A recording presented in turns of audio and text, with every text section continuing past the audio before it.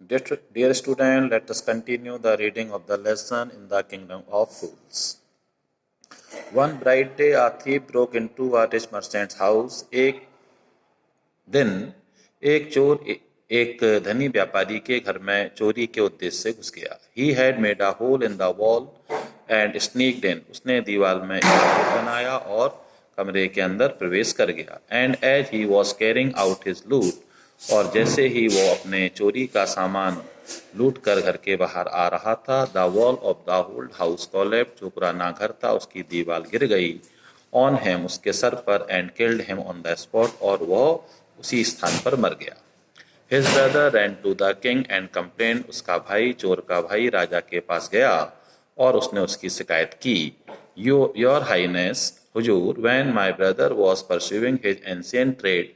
जब मेरा भाई अपने पुराने कार्य को कर रहा था, a wall fell on him and killed him. एक दीवार उसके ऊपर गिर गई और वो मारा गया.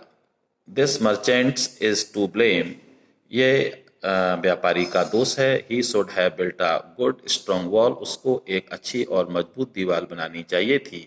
You must punish him. आपको उसे अवश्य ही दंडित करना चाहिए.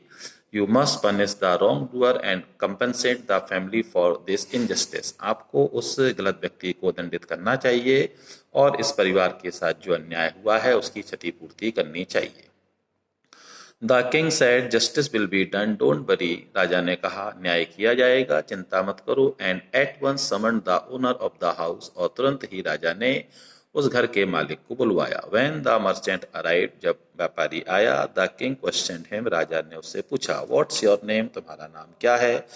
Such as such, your highness. उसने कहा, अपना नाम बताया.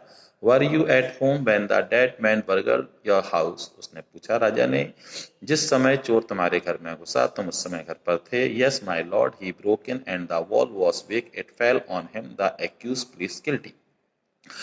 व्यापारी ने अपनी निवेदन करते हुए कहा कि हाँ, उस समय मैं घर पर था और दीवार टूट गई और ये कमजोर थी. दीवार टूट गई, वो मेरे घर के दीवार के अंदर आया. दीवार कमजोर थी, दीवार उस पर गिर गई.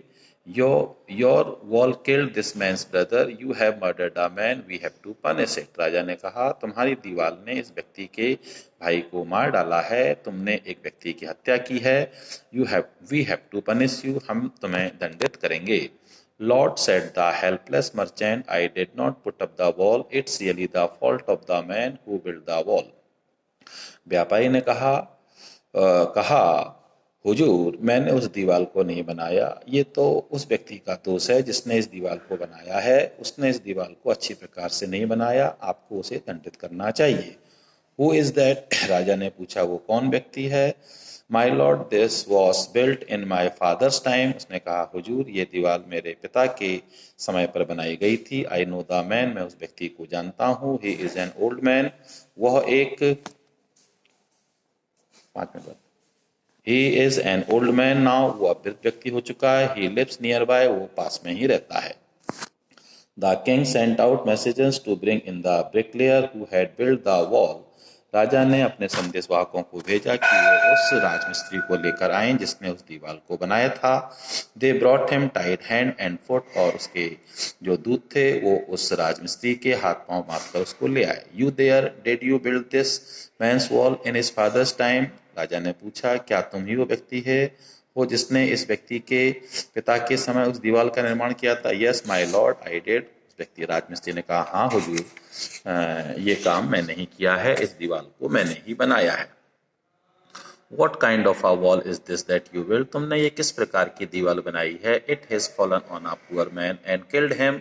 ये दीवार एक गरीब व्यक्ति पर गिर गई और उसने उस व्यक्ति को वो व्यक्ति मारा गया. You have murdered man. तुमने एक व्यक्ति की हत्या की है. We have to punish you by death. हमें तुम्हें मृत्युदंड देना चाहिए.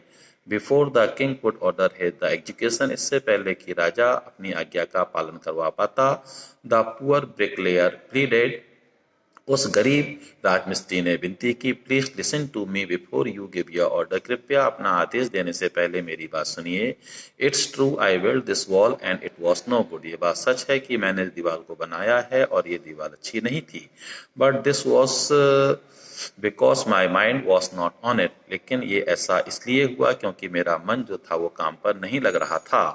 I remember very well a dancing girl who was going up and down that street all day with her anklets jingling, and I could not keep my eyes or my mind on the wall I was building. एक नाचने वाली लड़की dancing girl जो थी वो बार बार उस सड़क से आ रही थी, जा रही थी। उसने पैरों में पायल पहनी हुई थी। उसकी झनकार के कारण मेरा मन जो था वो और मेरी आंखें जो थी वो उस दीवार पर ढंग से नहीं ध्यान केंद्रित कर पा रही थी जो दीवार में बना रहा था। You must get the dancing girl, I know where she this. आपको अवश्य ही उस नाचने वाली लड़की को दंडित करना चाहिए। मैं जानता हूं कि वो कहाँ रहती है। You are right the case depends. राजा ने कहा, तुम सही कह रहे हो, केस बहुत गहराता जा रहा है। You must look into it, we must look into it. हमें इसकी जांच पड़ताल करनी चाहिए। इट्स नॉट इजी टू जज सच कॉम्प्लिकेटेड केसेस। ऐसे कठिन केसों का निर्णय करना आसान नहीं होता है। Let's get the dancer where she is. हमें उस डांसर को बुलाना चाहिए जहां कहीं भी वो रहती हो। The dancing girl, now an old woman, came trembling to the court.